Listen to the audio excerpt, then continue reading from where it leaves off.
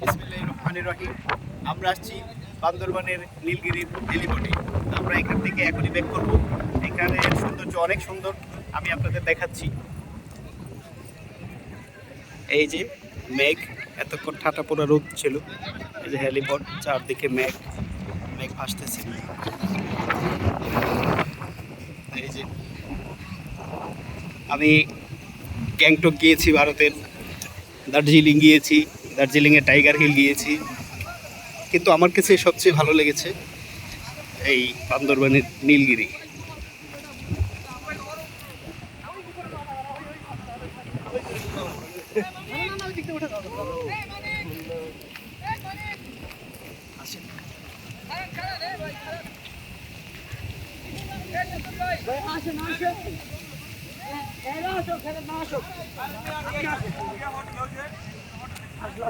সবাই দৌড়াচ্ছে কারণ বৃষ্টি আসতেছে।